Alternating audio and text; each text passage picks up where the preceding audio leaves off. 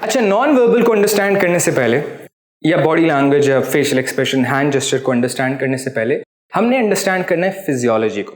Physiology کیا چیز ہے؟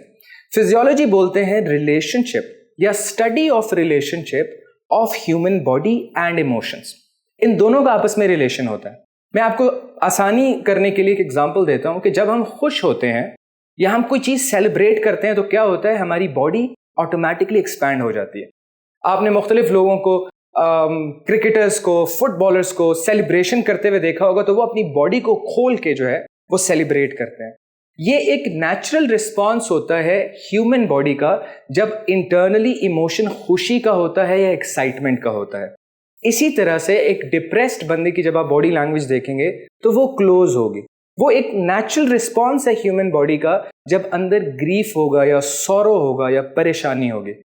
حیران تب میں ہوا جب میں نے دیکھا کہ اسپیشل اولمپکس کے اندر وہ لوگ جو بلائنڈ ہوتے ہیں, جو دیکھ نہیں سکتے, وہ بھی جب کوئی سکور کرتے ہیں یا اچھا پرفارم کرتے ہیں تو وہ ایگزیکٹلی اسی طریقے سے سیلیبریٹ کرتے ہیں جس طرح ایک نارمل انسان جو کہ دیکھ سکتا ہے وہ کرتا ہے. اب میرے دماغ میں سوال یہ پیدا ہوا کہ یار اس بندے نے آج تک کسی کو سیلیبریٹ کرتے ہوئے نہیں دیکھا, لیکن پھر بھی اس کی سیلیبریشن اسی طریقے سے ہے جس طرح نارمل انسانوں کی ہے.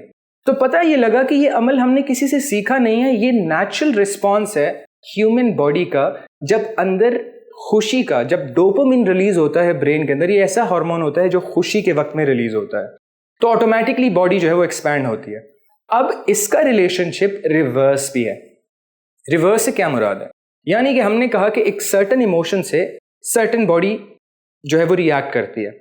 اس کا ریورس ریلیشن یہ ہے کہ ایک سرٹن باڈی اپنانے سے آپ ایک سرٹن ایموشن اپنے اندر کریٹ کر سکتے ہیں. فار ایگزامپل ہمارے ریلیجن میں ہے کہ جب آپ کو غصہ آئے, آپ کھڑے ہیں تو بیٹھ جائیں, بیٹھے ہیں تو لیٹ جائیں. اب آپ دیکھیں کہ ریلیجن بھی فزیولوجی کو سمجھتا ہے اور ہمیں پریچ کرتا ہے کہ آپ اپنی باڈی چینج کرنے سے آپ انٹرنل ایموشن کو چینج کر سکتے ہیں. اب یہ بات ہم نان وربل میں کیسے امپلیمنٹ کریں گے؟ ایک کانفیڈنٹ انسان کی ایک خاص باڈی لینگویج ہوتی ہے اور ایک نروس انسان کی ایک خاص باڈی لینگویج ہوتی ہے. اگر میں اندر سے اینکشس ہوں, پریشان ہوں, لیکن میں کانفیڈنس والی باڈی لینگویج اپنا لوں تو آٹومیٹکلی میرے اندر وہ فیلنگ کریٹ ہونا شروع ہوگی جو ایک کانفیڈنٹ بندے کے اندر ہوتی ہے. اور آپ کو مزے کی بات بتاؤں کہ دنیا کے اندر ابھی تک کوئی ایسا ٹول ایجاد نہیں ہوا جو آپ کو لگایا جائے اور انڈرسٹینڈ کر لیا جائے کہ آپ کے اندر کیا کیفیت ہے. اگلے انسان کو تبھی پتہ لگے گا کیفیت کا جب آپ نان وربلی کمیونیکیٹ کریں گے. میں پبلک سپیکنگ پڑھاتا ہوں لوگوں کو تو میرے سے ایک سوال ہوتا ہے جو سب سے بڑا خوف بھی ہے لوگوں کا. پبلک سپیکنگ کا خوف نمبر 1 خوف بھی لوگ کہتے ہیں, ڈیتھ کو کہتے ہیں کہ یہ نمبر 2 فیئر ہے, گلاسوفوبیا کے نام سے مشہور ہے یہ خوف. اس کے اندر جو سب سے مین چیز ہوتی ہے, لوگ یہ کہتے ہیں کہ سر جب ہم لوگوں کے سامنے جائیں اور بلینک ہو جائیں, ہمیں یاد نہ رہے کہ ہم نے کیا بولنا ہے تو پھر کیا ہوگا. اب فار ایگزامپل میں لوگوں کے سامنے آیا ہوں, اب میں فار ایگزامپل میں کوئی اسپیچ دینے لگا ہوں, hi this is Noman Abid and today I'll be talking about body language and body language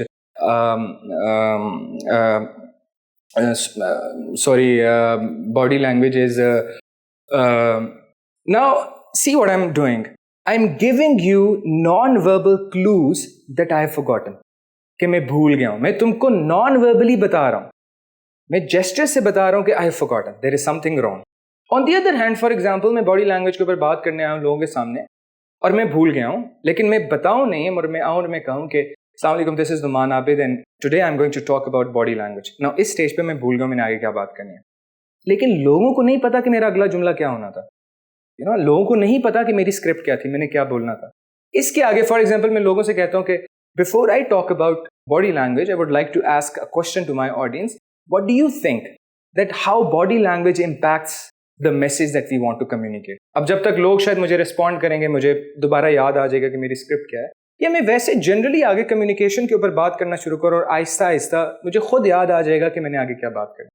لیکن نان وربلی اگر میں خود کو ایک اینکشس اسٹیٹ میں لے جاؤں گا, ایک اینکشس بندے والی باڈی لینگویج میں لے جاؤں گا, تو آٹومیٹکلی برین کو ایک میسج جائے گا کہ یہ بندہ اینکشس ہے, یہ نروس ہے, اور اندر وہی آگ لگے گی جو نروسنس کے ٹائم پہ انسان کے اندر لگتی ہے. اور آپ کو مزے کی بات بتاؤں کہ نروسنس کی ایک خاص بات یہ ہے کہ جب انسان نروس ہوتا ہے تو وہ چیز بھول جاتا ہے جو اس کو آلریڈی پتا ہے.